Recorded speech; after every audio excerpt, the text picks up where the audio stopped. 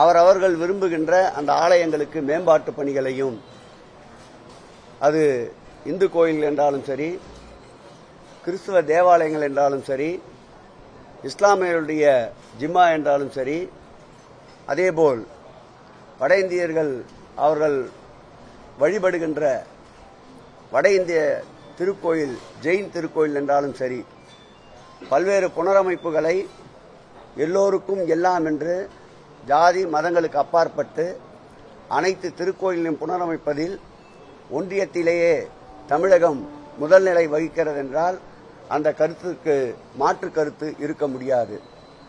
அந்த வகையில் இந்த ஆட்சி பொறுப்பேற்ற பிறகு பார்த்தால் உபயதாரர்கள் வாயிலாக திருக்கோயிலுக்கு வருகின்ற நிதி என்பது கடந்த காலங்களில் எந்த ஆட்சியிலும் இல்லாத அளவிற்கு இந்த ஆட்சி பொறுப்பேற்ற பிறகு இதுவரையில் 1547 கோடி ரூபாய் திருக்கோயில்களுக்கு திருப்பணிகளுக்கு உபயதார வாயிலாக நிதியுதவி வழங்கப்பட்டிருக்கின்றது. பணிகளுடைய எண்ணிக்கை என்று எடுத்துக்கொண்டால் 11,904 பணிகள் இதுவரையில் மேற்கொள்ளப்பட்டு வருகின்றன. அந்த வகையில் அருள்மிகு சேமாத்தம்மன் ஆலயம் திருக்கோயில், நாம் இப்போது அமர்ந்திருக்கின்ற இந்த திருக்கோயில் என்பது 200 ஆண்டுகளுக்கு மேல் பழமையான திருக்கோயில். இந்த திருக்கோயிலுக்கு போதிய நிதி வசதி இல்லாத சூழல். ஆனால் இந்த திருக்கோயில் ஆடி மாத உற்சவம் போன்ற திருவிழா நாட்களில் பல்லாயிரக்கணக்கான மக்கள் இந்த திருக்கோயிலுக்கு வந்து வழிபடுவது வழக்கமாக கொண்டிருக்கின்றார்கள். முதல் கட்டமாக இங்கே ஒரு மண்டபம் அமைக்க வேண்டும் என்ற கோரிக்கை எழுந்தபோது இந்த வார்டினுடைய மாநகராட்சி மாமன்ற உறுப்பினராகவும் மேயராகவும் இருக்கின்ற அன்பிற்கினிய பிரியாராஜன் அவர்கள் உபயதார வாயிலாக இந்த மண்டபத்தினுடைய கட்டுமான பணிகளை மேற்கொண்டு வருகின்றார். நம்முடைய சட்டமன்ற உறுப்பினரிடம் வைத்த கோரிக்கைக்கு ஏற்ப இந்த திருக்கோயிலை முழுவதுமாக புனரமைக்க வேண்டும் என்று இந்த மக்களுடைய கோரிக்கையை ஏற்று முதல் கட்டமாக திருக்குளத்தை திருக்கோயில் நிதியிலிருந்து புனரமைத்திருக்கின்றோம். அதைத் தொடர்ந்து பொங்கல் மண்டபம், பல்வேறு சந்நிதிகளை புனரமைக்கின்ற பணி சுமார் 1 கோடி ரூபாய் செலவில் உபயதாரர்கள் துணையோடு பணிகள் மேற்கொள்ளப்பட்டு வருகின்றன. ஒட்டுமொத்தமாக உபயதாரர் நிதி மாத்திரம் இந்த திருக்கோயிலுக்கு நல் உள்ளம் படைத்தோர், ஜாதி மதங்களுக்கு அப்பாற்பட்டு கூட இதில் ஒரு ஜெயின சமூகத்தை சார்ந்தவர் கூட ஒரு திருக்கோயிலுடைய சன்னதியினுடைய கட்டுமானத்திற்கு பொறுப்பேற்றிருக்கின்றார்.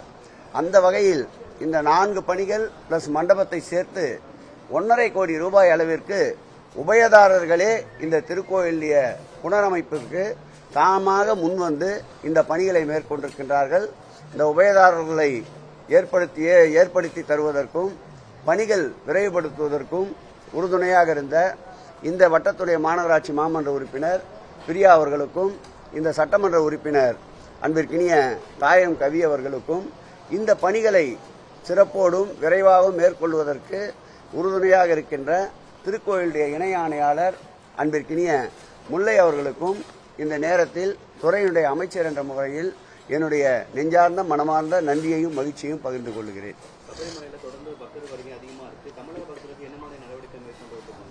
தமிழக பக்தர்களை பொறுத்தளவில் ஏற்கனவே உங்களுக்கு சொன்னது போல் சுழற்சி முறையில் 2 பணியாளர்களை திருவாங்கூர் தேவஸ்தானம் போர்டிலிருந்து நிர்மாணித்து தந்திருக்கின்றோம்.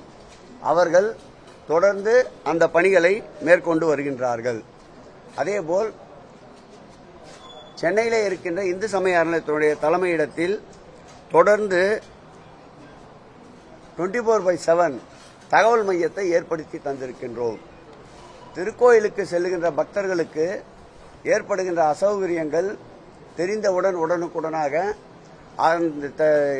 கேரளாவில் இருந்து வருகின்ற பாதைகளான தேனி, குமுளி போன்ற இடங்களில் மாவட்ட ஆட்சியாளர்களை மாண்புமிகு தமிழக முதல்வர் உத்தரவின் பேரில் தயார் நிலையில் உஷார்படுத்தப்பட்டிருக்கின்றார்கள்.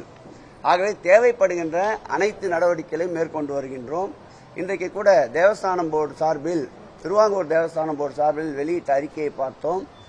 ஆன்லைனில் ஒரு நாளைக்கு 90,000 பக்தர்களுக்கு ஆன்லைனில் அவர்கள் பதிவு செய்கின்றவர்களை தரிசனத்திற்கு வேண்டிய ஏற்பாடுகளை செய்து தந்திருக்கின்றார்கள். ஆன்லைனில் பதிவிடாத பக்தர்கள் 1000 கணக்கில் அங்கே செல்லுகின்ற பொழுது வருகின்ற கூட்டம் அதிகரிப்பதால் கட்டுப்படுத்த முடியாத ஒரு சூழல் நிலவி இருக்கின்றது. அதற்கும் தற்பொழுது அந்த மாவட்டத்துடைய ஐஜி அவர்கள் இன்றைக்கு ஒரு அறிக்கை வெளியிட்டிருக்கின்றார்கள். ஆன்லைனில் பதிவு செய்தல் மாத்திரம் வருகை தந்தால் சிறப்பாக இருக்கும் என்று ஓரிரு நாளில் கட்டுப்பாட்டிற்குள் கொண்டு வந்து விடுவார்கள் என்று நினைக்கின்றேன். திருப்பரங்குன்றத்தில் வந்து கார்த்திகை தீப விஷயமா வந்து அங்க உள்ள இந்து மணி வந்து தொடர்ந்து சுவரட்டி மூலமாகவும் இது மூலமா அரசுக்கு எதிராகவும் இந்த தர்கா பக்கத்துல தான் குடியை தோன்றிட்டு மக்களை சேர்த்துக்கிறதா தகவல் வருது. மதுரையில் வந்து தொடர்ந்து பதட்டமான சூழல் இருக்கிறதா சொல்றாங்க. இது சம்பந்தம் நம்ம என்ன நடவடிக்கை? ஒன்றும் பதட்டம் இல்லை, நிருபர் தான் பதட்டமாக இருக்கிறீங்க. அங்கு பொறுத்தளவில் நீதிமன்றத்தில் வழக்கு விசாரணைக்கு வருகின்றது. இன்றைக்கு கூட அது சம்பந்தமான வழக்கு நீதிமன்றத்தில் வர இருக்கின்றது. இந்த ஆட்சியை பொறுத்தளவில் அமைதியோடு இனத்தால் மொழியால் மக்கள் பிளவுபடாமல் சகோதரத்துவத்தோடு வாழ வேண்டும் என்று நினைக்கின்ற ஆட்சி. மதத்தால் இனத்தால் மொழியால் பிளவுபடுத்துகின்றவர்களுடைய சதிகள் நிச்சயமாக இந்த ஆட்சியில் முறியடிக்கப்படும். கடந்த ஒரு 4 மாதத்திற்கு முன்பே அங்கு முருகர் பக்தர் மாநாடு என்ற பெயரில் சங்கிகள் நடத்திய மாநாட்டில் ஏற்பட்ட பல சூழ்ச்சிகளை இந்த அரசும் காவல்துறையும் திறமையோடு சமாளித்ததை நீங்கள் அறிவீர்கள். எல்லாம் வல்ல இறைவனும் அல்லாவும் ஒன்றாகவே பயணித்துக் கொண்டிருக்கின்றார்கள். ஆகவே சுமூகமான ஒரு சூழல் ஏற்பட்டு சட்டம் ஒழுங்கு எந்த வகையிலும் பாதிக்காத அளவிற்கு அரசும் நம்முடைய காவல்துறையும் நீதிபதிகளும் அதற்கேற்றாற்போல் உத்தரவுகளை வழங்குவார்கள் என்று நம்புகிறோம். கார்த்திகை தீபத்தை பொறுத்தளவில் கடந்த ஆண்டை விட இந்த ஆண்டு 20% மக்கள் கூடுதலாக வருவார்கள் என்று எதிர்பார்க்கின்றோம். ஆகவே அனைத்து ஏற்பாடுகளிலும் காவல்துறையை பார்த்தால் 15,000 காவலர்களை பணியில் அமர்த்த இருக்கின்றோம். அதேபோல் மருத்துவ முகாம்களை பார்த்தால் கடந்த முறை 40 இடங்களில் மருத்துவ முகாம்களை ஏற்படுத்தியிருந்தோம். இந்த முறை 60 இடங்களில் ஏற்படுத்தியிருக்கின்றோம். அதேபோல் வாட்சிங் டவர் என்று சொல்லப்படுகின்ற கண்காணிப்பு கோபுரங்கள் கடந்த முறையை விட இந்த முறை 20 இடங்களில் அதிகரித்திருக்கின்றோம். திருவண்ணாமலை அருகிலேயே அனைத்து வசதியும் கொண்ட இதய சிகிச்சைக்கு திடீரென்று மருத்துவ வசதி தேவைப்படுபவர்களுக்கு முழு சிகிச்சை அளிக்கின்ற அளவிற்கு ஒரு சிறப்பு மருத்துவமனையை ஏற்படுத்தி தந்திருக்கின்றோம். அதேபோல் தீப்பிடிப்பு சம்பவங்கள் நடக்காமல் இருப்பதற்காக அதிக அளவு தீயணைப்பு வாகனங்களையும் தீயணைப்பு வீரர்களையும் பயன்படுத்த இருக்கின்றோம். முக்கியமாக 10 நாள் தேரோட்டம் நடைபெறும். அதில் 24ஆம் தேதி தொடங்கி அந்த தேரோட்ட காலங்களில் இந்த விழா முடிகின்ற வரையில் சிறப்பு கட்டணங்கள் அனைத்தும் ரத்து செய்யப்படுகின்றன. அதோடு மட்டுமல்லாமல் இந்த ஆட்சி ஏற்பட்ட பிறகுதான் கிரிவலப்பாதையை அகலப்படுத்தி முழுமையாக காங்கிரஸ் சாலை மாண்புமிகு தமிழக முதல்வர் திராவிட மாடல் ஆட்சி நாயகன் எங்கள் உயிரினும் மேலான அன்பு தலைவர் உத்தரவின் பேரில் அந்த மாவட்டத்துடைய அமைச்சர் அருமையண்ணன் ஏவா வேலு அவர்கள் முழுவதுமாக காங்கிரஸ் சாலை அமைப்பதற்குண்டான பணிகளை மேற்கொண்டு அந்த பணிகளும் நிறைவுற்றிருக்கின்றது. ஆகவே தேரோடும் வீதியில் தேர் மகிழ்ச்சியோடு என் அப்பன் அண்ணாமலையார் உலா வருவார் என்பதை மகிழ்ச்சியோடு தெரிவித்துக் கொள்கிறோம்.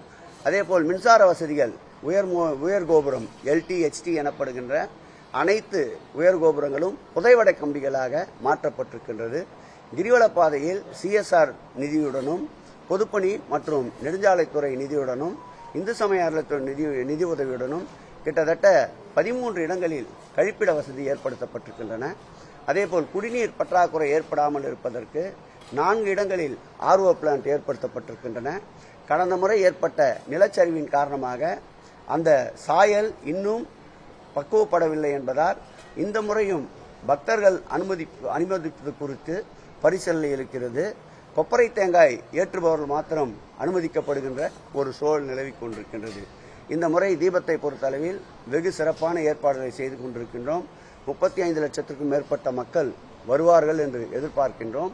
காவல்துறையும் நம்முடைய அந்த மாவட்டத்துடைய அமைச்சர் வேலு அவர்களும் மாண்புமிகு தமிழக முதல்வருடைய உத்தரவை ஏற்று இந்து சமய அறநிலையத்துறை அதிகாரிகளும் கூடுதல் பொறுப்பாக 5 இணை ஆணையாளர்கள், 5 துணை ஆணையாளர்கள், 10 உதவி ஆணையாளர்கள் என்று கூடுதலாக அங்கே சிறப்பு பணிக்கு இந்த தீபத்தை முன்னிட்டு ஏற்படுத்தி தந்திருக்கிறோம்.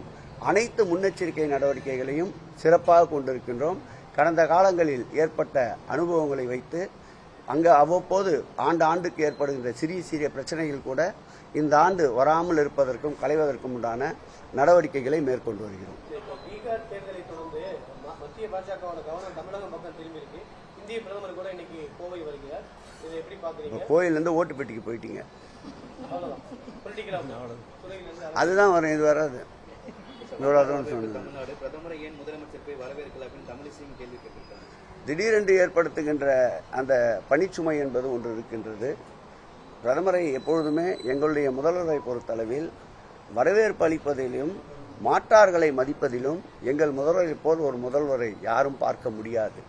பணிவு, அன்பு, அதே நேரத்தில் துணிவு, இவை மூன்றையும் ஒரு சேர இருக்கின்ற முதல்வர் யாரையும் இக்னோர் பண்ணுவது என்பது எங்களுடைய முதல்வருடைய எண்ணம் அல்ல. பணிச்சுமையின் காரணமாக அதற்குண்டான புரோட்டோகாலை நியமித்து நிச்சயமாக அமைச்சர்களை அனுப்பியிருப்பார்கள்.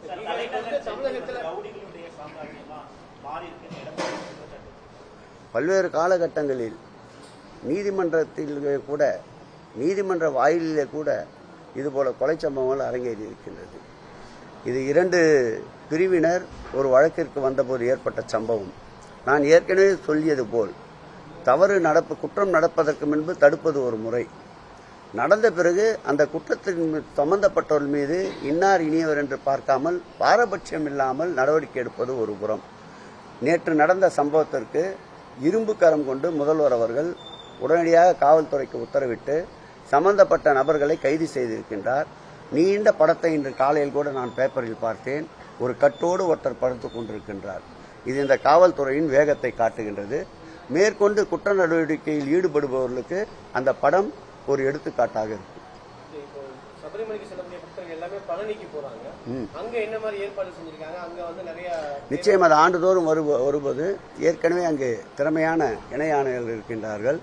சபரிமலை யாத்திரையை பொறுத்தளவில் அதை ஒட்டி வருகின்ற தைப்பூசத்தையும் கணக்கிட்டு கடந்த 2 நாட்களுக்கு முன்பு மாண்புமிகு முதலமைச்சர் அவர்களுடைய உத்தரவின் பேரில் நம்முடைய தமிழ்நாட்டுடைய காவல்துறை பொறுப்பு தலைவர், தமிழ்நாட்டுடைய காவல்துறை கூடுதல் துணைத் தலைவர், தமிழ்நாட்டு தென்மண்டலத்துடைய ஐஜி ஆகியோர் உள்ளடங்கிய ஒரு சிறப்பு கூட்டத்தை நடத்தினோம்.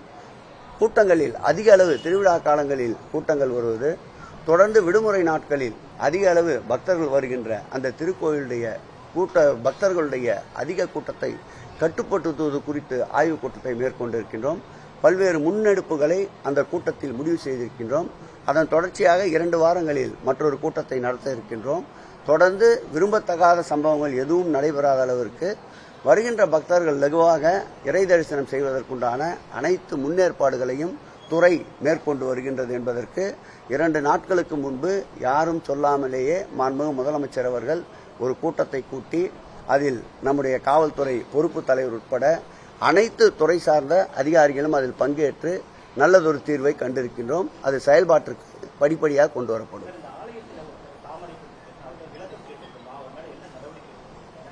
கடந்து போன நிகழ்ச்சி, அதற்கு ஏற்கனவே நான் ஊடகத்திலும் அதற்கு பதில் சொல்லி இருக்கின்றேன். நிச்சயமாக பொங்கல் திருநாளில் அந்த கூத்தம்பாக்கம் பேருந்து நிலையத்தை பயணிகள் பயன்படுத்துகின்ற ஒரு நல்ல சூழல் ஏற்படும். நீங்களா போட்டுக்கிறீங்க ஏதாவது ஒன்று அப்படின்னு தான் சொல்லுவாங்க. டிரான்ஸ்பரன்சி தானே எல்லாமே. எதையும் ஒளிவு மறைவோட செய்யணும்னு என்ன அவசியம்?